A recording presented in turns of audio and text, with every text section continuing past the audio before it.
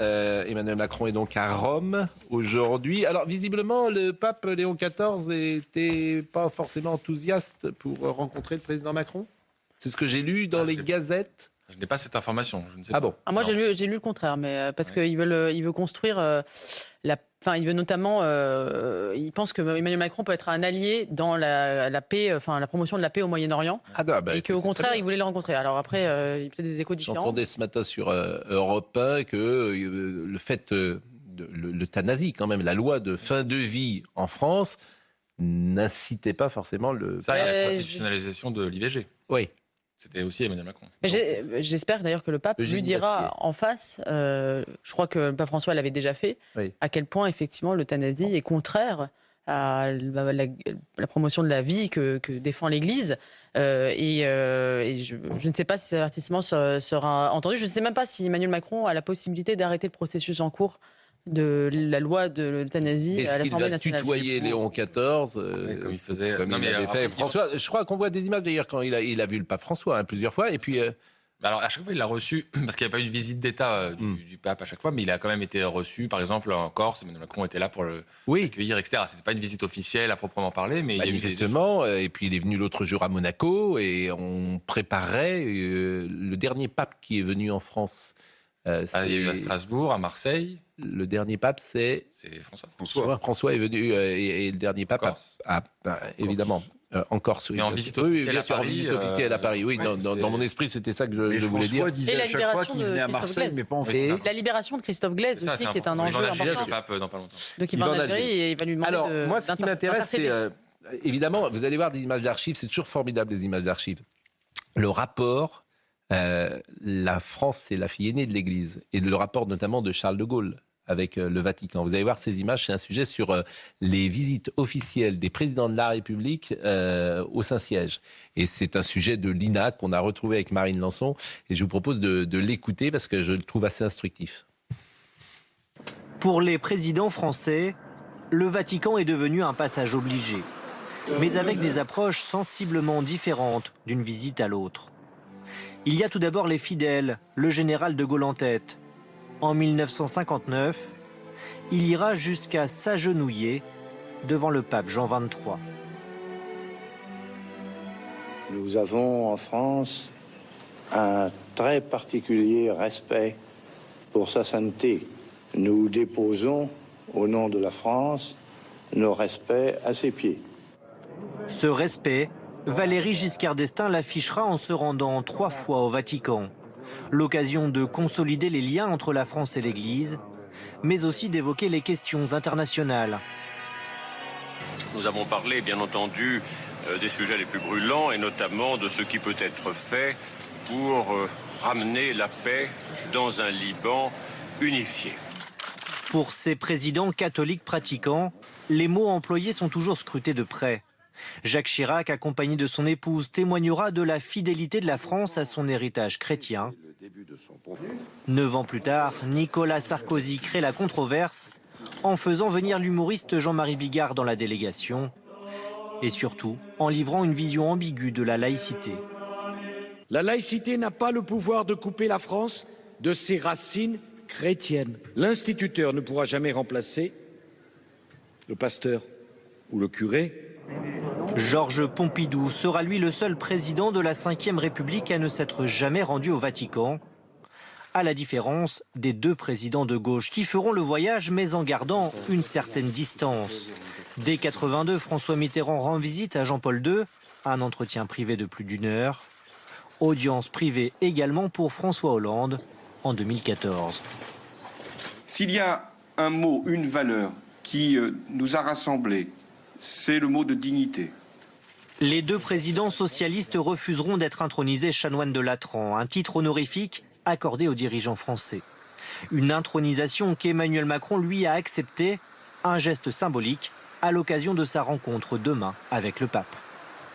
C'est intéressant, évidemment, le rapport de la France et avec l'Église de Rome, au plus haut niveau, bien sûr. Et on voit qu'il évolue, même dans la forme, lorsque le général de Gaulle se prosterne. Qui est très croyant, qui était très... Devant Jean XXIII, et même dans les habits.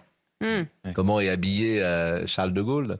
comment est habillé d'ailleurs Jacques Chirac et comment les autres sont habillés, j'ai envie de dire, en civil. Donc tout ça fait sens quand on voit ces images. Et puis ce que dit Valéry Giscard d'Estaing sur le Liban à 50 ans ou 45 ans d'écart. Oui, tout à fait. Et, on attend beaucoup de Léon XIV depuis son élection il y a maintenant un peu plus d'1 an, je crois.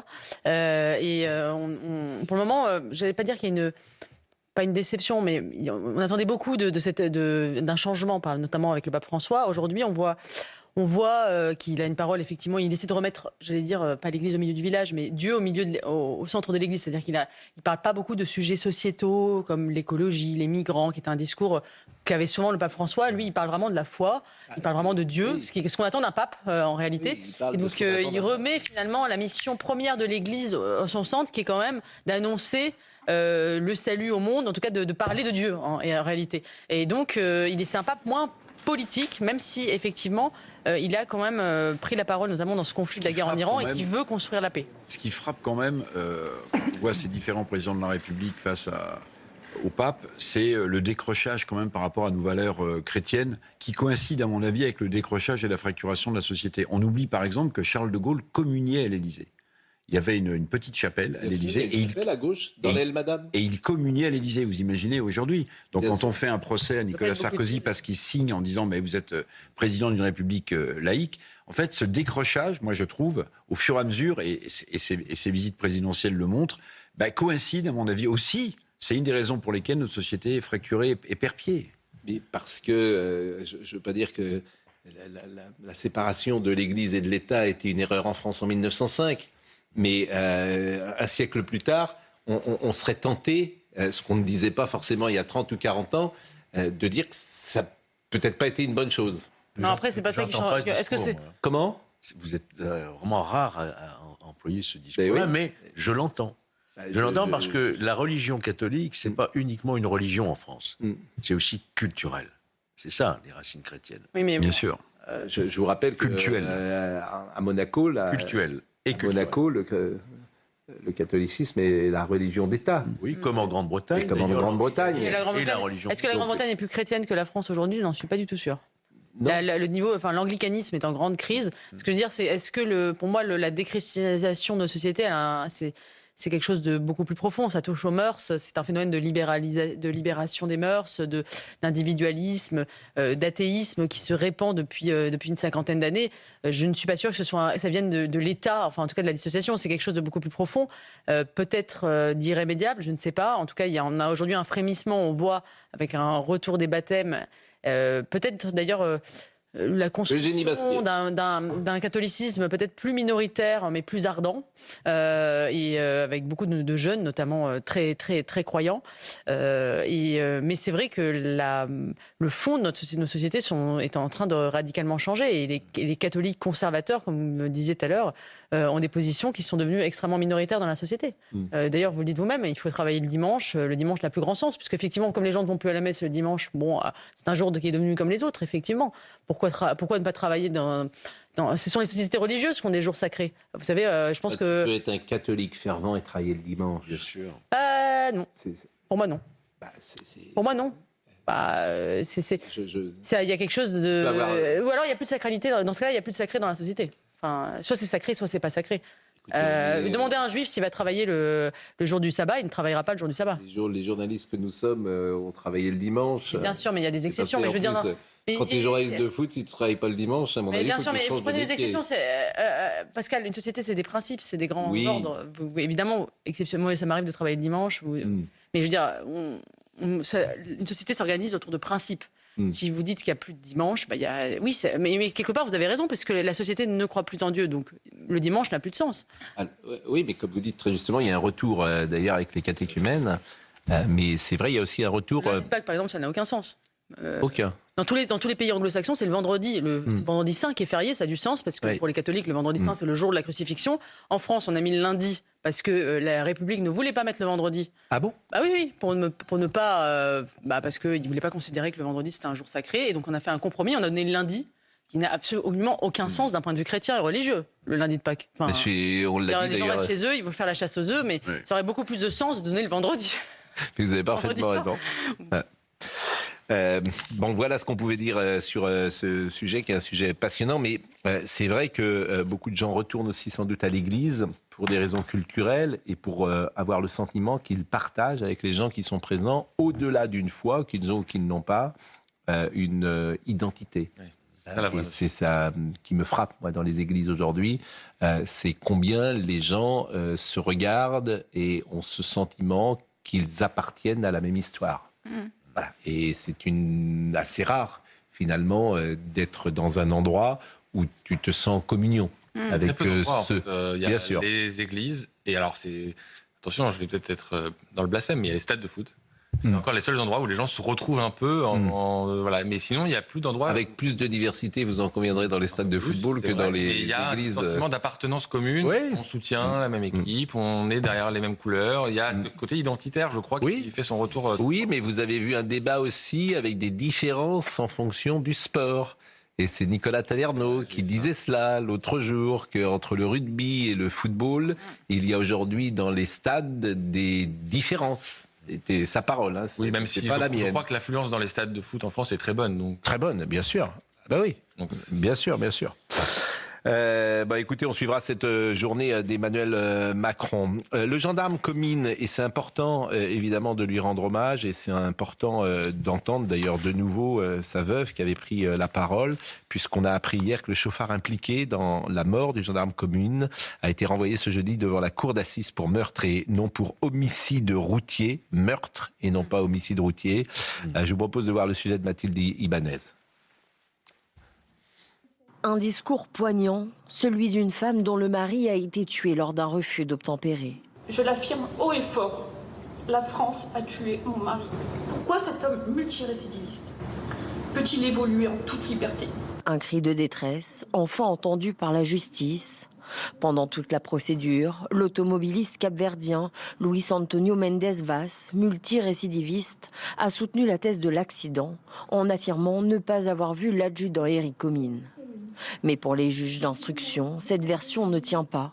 Plusieurs éléments viennent la contredire. Une visibilité jugée bonne sur les lieux, une accélération volontaire du véhicule malgré les injonctions du gendarme à la lampe torche. Et surtout, aucune tentative d'évitement ni de freinage. Autant de faits qui, selon les magistrats, caractérisent une intention d'homicide. Autre point clé, le comportement du conducteur après les faits. Pour les juges, il démontre qu'il avait pleinement conscience de la gravité de son acte et de sa nature criminelle, puisqu'il a tenté de dissimuler et de faire disparaître des preuves. Les expertises psychiatriques et psychologiques vont dans le même sens. Elles décrivent un profil présentant une dangerosité, un rapport problématique à l'autorité et une absence d'empathie envers la victime. Le suspect a été mis en examen pour meurtre sur personne dépositaire de l'autorité publique. Il a fait appel de l'ordonnance de mise en accusation. Sa défense souhaite une requalification des faits en délit d'homicide routier aggravé. Georges Fenech, vous validez ? Je valide, c'est une décision qui sera évidemment bien accueillie, si je puis dire, par toutes les forces de l'ordre, que ce soit la gendarmerie ou la police. Le fait de foncer avec un véhicule délibérément sur un gendarme ou un policier, ça ne peut pas être qualifié d'homicide, vous disiez d'homicide routier, parce que l'homicide routier, c'est involontaire. Quand vous foncez avec un véhicule sur quelqu'un, c'est pas involontaire, c'est volontaire. Et que vous assumez la responsabilité éventuellement de provoquer sa mort. Donc je pense que c'est une bonne décision et c'est une cour d'assises qui le jugera. Et je pense que c'est vraiment attendu. Je voulais vous montrer, faire un retour à la politique internationale, on en a parlé tout à l'heure, je voulais vous montrer une photo. Alors pour nos amis de Europe 1, cette photo, je ne vais pas tout dire, parce que si je dis tout, évidemment, comme je veux vous interroger, je donnerai déjà des signaux de la réponse que vous trouverez ou que vous ne trouverez pas. Giorgia Meloni était au Qatar. L'Italie veut peser dans la géopolitique du Golfe. J'ai vu cette information dans le journal du dimanche. En pleine guerre au Moyen-Orient, la chef du gouvernement italien lance une offensive diplomatique au Golfe pour sécuriser l'énergie italienne et se poser en médiatrice. Elle se bouge, si j'ose dire.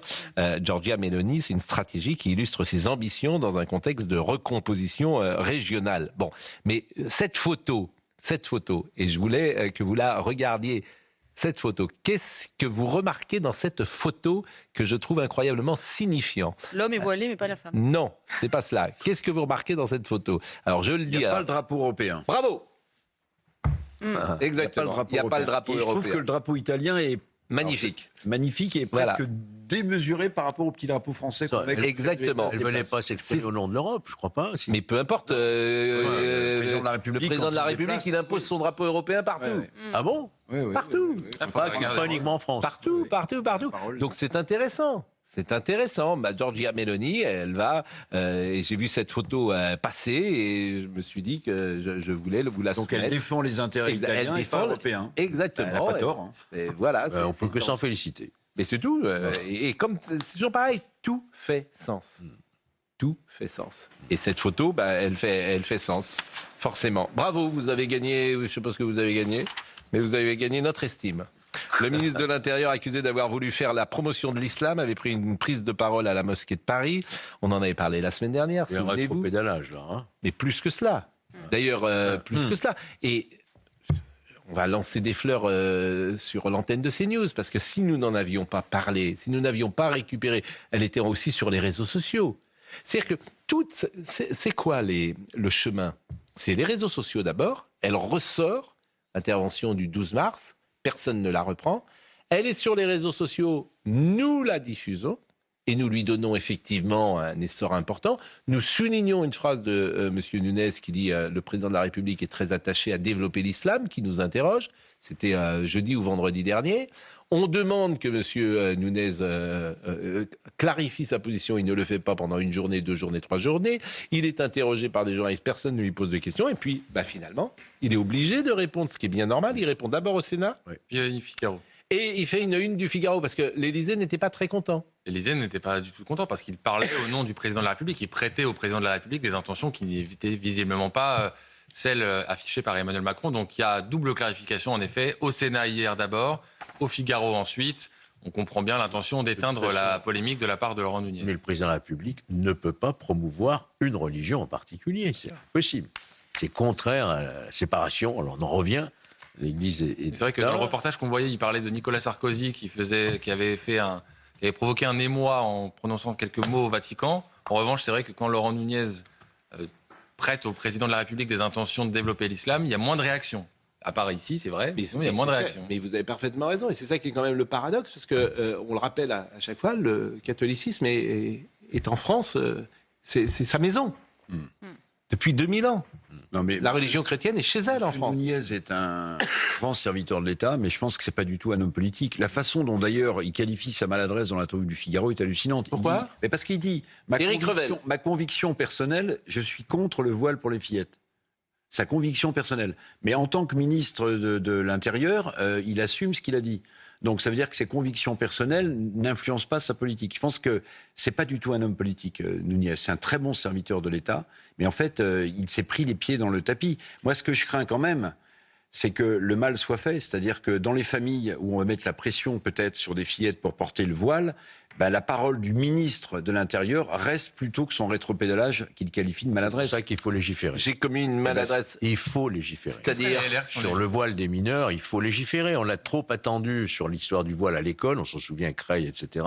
Là, on est en train de temporiser encore, alors que la question, elle est quotidienne, elle se pose quotidiennement. C'est intéressant ce que vous dites, Georges, parce que je vois que moi, je constate que les LR sont très divisés sur les sujets en ce moment du port du voile. Par exemple, dans les conseils municipaux, le RN veut les interdire. Regardez, on ne comprend pas bien la position des LR. Quand j'entends Jean-François Copé, je sais bien, mais quand j'entends Jean-François Copé dire qu'il est trop tard pour légiférer, je me demande en fait comment les LR vont se positionner sur ces questions-là. Vous poserez la question à Jean-François Copé mardi prochain. Jean-François Copé, il vient mardi. Il vient, j'espère qu'il viendra. Il est allé à la mosquée d'Al-Badr, connu pour sa radicalité, où il y va chaque année.